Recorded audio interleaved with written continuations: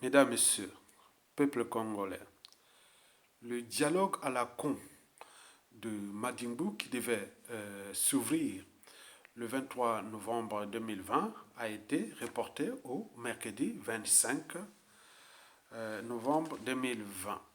Alors, pourquoi le dictateur Denis Sassou Nguesso a-t-il demandé à son vice-premier sinistre, Firmin Ayessa, à reculer le dialogue à la con de Madingo? C'est pour une simple raison. Elle est politico-stratégique pour les tyrans. En effet, celui-ci ne veut surtout pas que ce dialogue à la con capote ou accouche d'une souris, ou plutôt que ce dialogue-là échoue, surtout pas.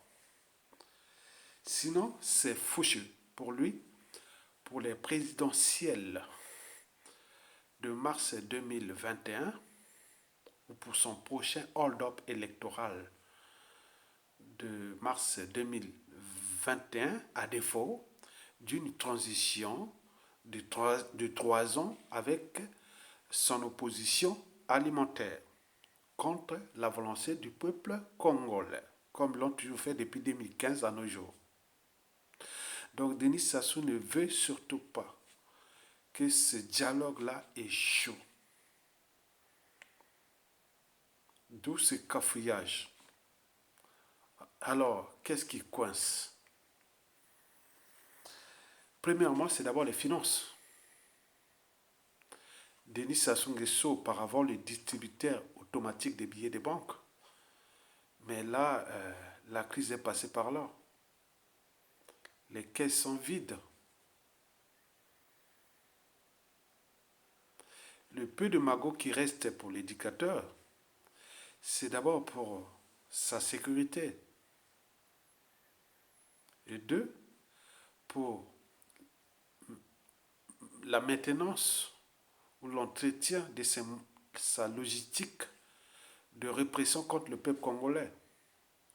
Et quelque peu d'argent qui reste aussi pour la corruption, l'achat des consciences, d'où l'entretien de cette opposition alimentaire. Mais les gâteaux, il devient maigre. Et il y a des enchères au sein de cette opposition alimentaire.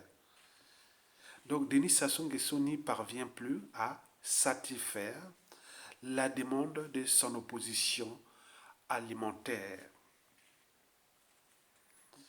Et donc, n'oublions pas les agendas cachés des uns et des autres. La guerre des égaux, les conflits d'intérêts, la géopolitique nord-sud. Parce que la plupart de ses opposants alimentaires sudistes l'ont très bien compris, que le jeu a assez duré contre le Sud Congo entre nous-mêmes. Donc certains qui ont franchi les barrières de la raison, qui ont au moins une âme et une conscience, qu'ils savent bien que qu'ils sont assis sur une bombe à retardement. Sudistes qui ne vont pas se laisser faire cette fois-ci. S'ils veulent faire jouer leur jeu de rôle là, qu'ils aillent faire là-bas, dans le nord ou à Uyo, plus dans le sud. Donc les gens se suturent pour damer le pion à Denis Sassou Nguesso et par translation à cette opposition alimentaire et la plupart des temps des gens du sud qui sont des opposants, les Kolela, les Mounari, les Tchatimabiala, les Mukwege, tout ça, ils savent bien que non. On ne va pas hypothéquer aussi notre avenir et surtout de nos enfants et petits-enfants et de ce sud à cause d'un individu qui est déjà à la fin. Ça soit comme une Asuka, ils le savent. Et donc beaucoup deviennent un peu réservés. Ils ne prennent plus des risques parce qu'il y a trop de risques. Parce qu'on connaît l'histoire de ce pays-là. Depuis 1959 à nos jours. Quand ça change, oui, tout a changé. Donc il faut faire attention. Et donc ils savent bien qu'il y a des négociations entre l'argent et la liberté et la dignité. l'argent et l'intérêt général. Donc, beaucoup, ça n'a plus que faire. Bien sûr qu'ils sont rentrés dans la mafia de Sassou. Parce que l'opposition alimentaire de Sassou Nguesso, ou ce système Sassou Nguesso, c'est comme dans la mafia. Vous trouverez tout dans la mafia, sauf la sortie. La sortie, c'est eux, c'est quoi? C'est soit le déclassement, soit la prison, soit l'exil forcé, à défaut, l'élimination. Donc, ils savent bien ce qu'ils sont en train de faire. Et ça soumet des pressions pour sélectionner ceux qui sont déjà là. Je prends par exemple les cas des Toumi. On a vu le parti des Toumi à l'intérieur de ces dialogues-là. Toumi est-il classé, fiché, terroriste ou opposant?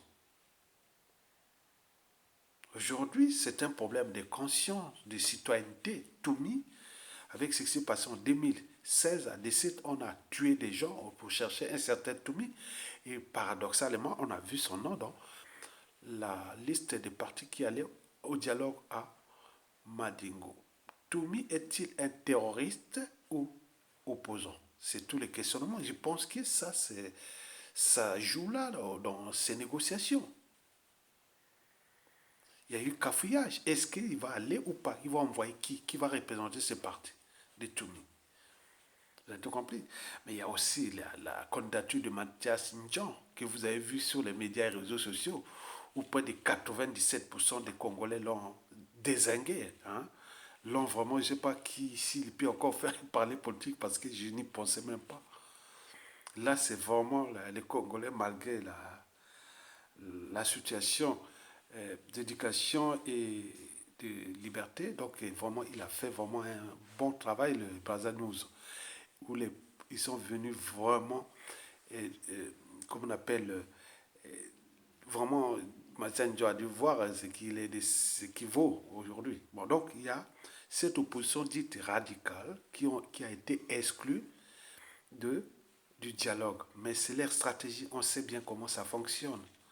Ils jouent aux Congolais, à la volonté du peuple congolais, comme le jeu d'échecs, de dames, où il y a des pions qui sont déjà là, et il y a d'autres choses. Vous voyez ce jeu d'échecs, ça c'est l'opposition radicale ou pas.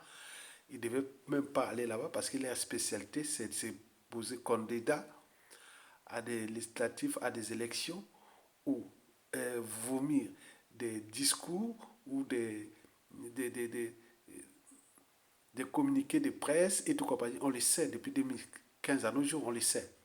Donc que ce soit opposition radicale ou préfabriquée des Sassou, c'est la même chose parce qu'ils n'ont pas pris les responsabilités en rapport, on regarde ce qui se passe ailleurs.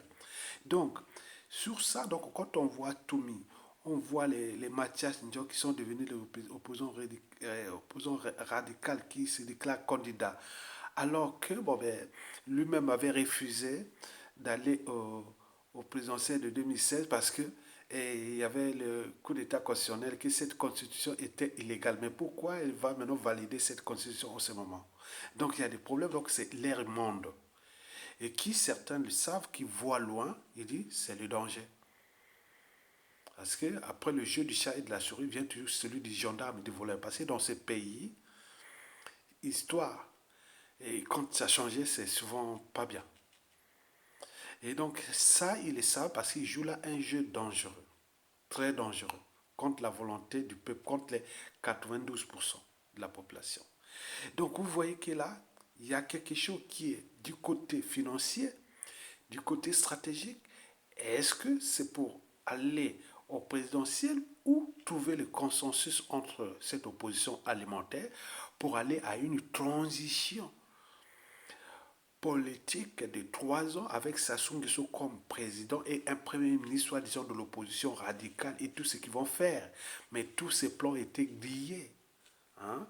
Ils sont grillés, démasqués et avec des risques qu'eux-mêmes sont en train d'encourir puisque tout le monde sait ce qu'ils font. Tout est démasqué. Et donc, il y a une volonté qui est là, déjà du nord au sud. Vous avez entendu, la Likwala est montée en puissance. N'oublions pas le reste du nord, du pays, avec déjà au niveau des Aquas, des Makwa, avec le Mokoko, et puis les Okobi Salsa, c'était n'oublions tout le sud, vous voyez, tous ceux qui ont servi Sassou à un moment ou l'autre pendant le coup d'État sanglant de 1997, où il les a neutralisés un à un, officiers comme intellectuels autres, si bien que un compatriote du Nord m'a dit, mais quand on fait quand même la comptabilité, Sassou, on a tué beaucoup de cadres du Nord. Il ne cesse de les tuer. En catimini, on ne voit même pas, administratif, politique, militaire, Sassou ne cesse de les massacrer. Et il prend ces moutons-là, il continue. Et donc là, maintenant, le Sud a tout compris, il ne va plus se laisser faire. Et donc, il y a beaucoup d'enjeux qui sont géopolitiques, des conflits d'intérêts, et ceux qui pensent aussi à l'avenir, parce que le futur, la prestation qui est inévitable, c'est le passé et le présent qu'on ignore. Donc certains disent non, mais on pourra avoir des circonstances atténuantes, on ne va plus jouer ce jeu-là. Donc alors dans la dynamique, Sassou dégage, pas d'élection, ni de transition avec Sassou Nguesso, et qui nous fout la paix. Et que tout ce qui va se dessiner, c'est dans le mécanisme qui dégage. Et il sait d'ailleurs qu'il n'a plus de marge de manœuvre. Et donc il joue là. Donc il cherche les moyens pour trouver le consensus entre eux pour aller vers une transition. Parce que les élections présidentielles deviennent problématiques pour Sassou Nguesso. En moins d'un mois, il ne peut pas organiser encore ces élections. Il le sait. Maintenant, il cherche les moyens pour qu'on y parvienne dans ce dialogue à une transition de 3 ans avec Sassou. Mais qui va être le Premier ministre? Kolela, Kifoussa, Mounari, Tchatima Biala, et autres. Entre eux, il y a la guerre des égaux, hein, et donc ces mesures et autres. Et donc là, c'est compliqué, on est contre le peuple. Et nous, on est là, on le voit, on le suit. Dieu voit tout, nous, on sait ce qu'ils sont en train de faire. Il y a des choses qu'on ne peut pas vous le dire. Donc ça fait partie des stratégies. Et donc, pour l'instant, c'est-à-dire, Sassou a des leviers, présidentiels ou transition. Il me semble qu'il est en train de se positionner vers une transition. Mais qui va nommer Premier ministre? Mais pour en arriver là, il faut ce dialogue, il faut que tout le monde soit là. Il ne faut pas qu'il y ait quelque chose à l'extérieur et autres. Donc là, il y a beaucoup de réticence maintenant. Et donc on négocie ça avec l'argent. Même l'argent ne suffit plus. Et donc vous voyez déjà ça, c'est compliqué. Donc on va suivre cela jusqu'à ce que ça commence et comment on va voir. Mais non, n'oublions pas la situation internationale qui a aussi perturbé le dictateur Sassou Nguesso. Puisqu'on a saisi ses biens aux États-Unis, en Floride. Hein, en Floride. Ah oui, mais n'oublions pas la, la, la géopolitique sous-régionale, c'est-à-dire ce qui se passe en Angola et la RDC, les démonstrations de forces militaires, et il y a eu des déclarations de certains RDCiens contre Sassou Nguesso qu'on est en train de préparer pour qu'on dégage Sassou Nguesso. Vous le savez que Lorenzo et Sassou Nguesso, ça ne marche pas. Et donc, il y a beaucoup de choses qui sont là, la géopolitique sous-régionale. N'oublions pas la France-Afrique, qui a aussi des problèmes, parce que ce qui se passe dans la partie ouest, c'est-à-dire au Côte d'Ivoire, est tout mélangé et les situations deviennent imprévisibles. Il sait bien que Sassou, au niveau économique, il n'a plus de marge de manœuvre. Mais comment va-t-il tenir sa dictature? Il n'aura plus d'argent parce que pour payer déjà les salaires, pour faire tout ce qu'il va faire. Mais les dialogues, c'est bien, mais il faut que les gens aient l'eau, l'électricité, de quoi manger. Là, il n'y a rien. Ils n'ont pas de quoi manger, ils n'ont pas d'électricité, ils n'ont pas d'eau potable, ils n'ont pas de quoi se soigner. Et ils vont faire les dialogues là-bas. Donc les gens voient comme une injustice. Et que, comme ils ont oublié ce peuple-là, mais ils savent bien que le peuple-là n'est pas oublié. Parce qu'il y a beaucoup de gens de l'ombre qui attendent le moment venu. Et quand tout a changé, tout a changé. C'est les raisons pour lesquelles certaines officines de l'opposition alimentaire l'ont très bien compris que non, attends, c'est danger. Vaut mieux attendre parce que là, on va parler, c'est glissé comme ça, l'autre à la fin. Il vaut mieux vivre la fin des malheurs que le commencement. Et donc, comme ça à la fin, et donc si vous continuez à jouer à ça, vous pourrez être emporté avec Sassou Nguesso lui-même. Historiquement, ça s'est toujours passé quand il y a eu des changements majeurs. Et donc, eux, ça risque aussi de subir. Donc, beaucoup de gens, ils savent bien. Donc, Sassou est coincé entre les problématiques de l'argent, les problématiques de cette opposition alimentaire qui chacun joue un peu autre, où se mêle le tribalisme, géopolitique, conflit d'intérêts et plein de trucs. Les gens disent non, non, non, c'est pas possible parce qu'ils savent bien qu'ils sont humiliés, ils ne sont pas aussi ceux, ils sont entourés des des, des, des familles, des amis et autres. Mais comment vous jouez à ça? Vous avez la carte verte après Sassou Nguesso. Vous pouvez repenser, vous pouvez devenir des gens importants après Sassou Nguesso, libres, dignes et heureux chez vous. Qu'avec lui qui vous met en liberté surveillée. Vous avez une dignité surveillée et vous voulez continuer ça en même temps, massacre la population et vous êtes en train de jouer quoi? Les dialogues de quoi? Les dialogues rentrent dans la conservation de la tyrannie de Sassou Nguesso. Parce qu'il a dit que si il perd ce pouvoir-là, c'est un homme mort. Donc il met tous les moyens dont il dispose aujourd'hui pour se maintenir et mourir aux affaires. Mais il me semble que le taux se resserre. Et d'où c'est ce cafouillage et c'est ce truc-là que nous allons suivre. Bon, n'oublions pas aussi qu'il y a la situation des opposants politiques, dont Jean-Marie Michel Mokoko, Kobi Salissa et autres, ce serait le préalable. Mais en réalité, on leur a demandé comment aller à un dialogue où il n'y a pas d'ordre du jour. Donnez-nous qu'est-ce qu'on va parler. Non, allez d'abord comme ça, on va vous dire ça quand vous serez là-bas. Mais c'est un piège. D'autres ont dit non, mais attends, le préalable serait que, bon ben, il faut libérer les prisonniers politiques, il faut repenser les fichiers électoraux, il faut faire plein de trucs. Ils ont fait ça dans un dialogue inclusif pour que Sassou dégage, nous laisse en paix. Mais lui, c'est pas ça. Qu'il nous reste en paix, qu'il sort par la grande porte, même s'il peut répondre de ses crimes, justice sera toujours faite, mais ça sera dans la dignité. Mais lui, il ne veut pas sortir par la petite porte. Avec lui comme d'autres victimes au sein du clan et autres, étant donné que c'est un bien commun, que toute dictature a durée de vie limitée. Et donc, eux, ils doivent comprendre ça. Donc, s'ils ne prennent pas les responsabilités, comment vont-ils être traités dignement à la chute de Sassou Nguesso? Donc, en conclusion, ça coince pour des problèmes financiers, ça coince pour les problèmes de cette opposition alimentaire, qui a aussi maintenant certains de leurs agendas cachés, des conflits d'intérêts et autres. Ça coince aussi parce que les gens ont besoin de clarté, de visibilité, de pourquoi ils doivent aller là-bas. Parce qu'en mémoire de ce qui s'est passé à Evo, à Sibiti, à Dolisie et partout, qui a toujours accouché d'une souris parce qu'on ne va pas dialoguer là-bas. Lui, il est tranquille, il vous laisse jouer là-bas, il a déjà pris ses décisions. Mais or, ça coince au niveau de l'ordre du jour. On va parler de quoi? Libérer les prisonniers politiques? Fichier électoral, élection ou pas, il y a des choses claires. Mais là, on ne fait plus de la politique, on fait de la sorcellerie. Donc, Sassou Nguesso au cœur de la sorcellerie et donc il vient d'être démasqué. Donc, ces fétiches ont été démasqués. Donc, tout ce mode de fonctionnement qui consistait à rouler tout le monde, maintenant, il est visible. Et donc, les médias réseaux sociaux partageaient ça aujourd'hui, que Sassou, ça coince, ça reculait, passait pour trois choses. D'abord, les finances. Il n'y parvient plus à satisfaire tout le monde. Deux, le problème de l'ordre du jour, qu'on ne sait pas pourquoi on va faire là-bas, on ne sait pas. On va parler d'un truc, tu ne vas pas te piéger comme ça. Et trois, c'est le problème de cette opposition alimentaire où certains ont compris que non, ça devient problématique pour eux-mêmes et aussi pour l'intérêt général et pour la prestation qui est inévitable. Donc vous avez tout compris, donc nous allons suivre ça en détail, mais en réalité, Sassou est aux abois.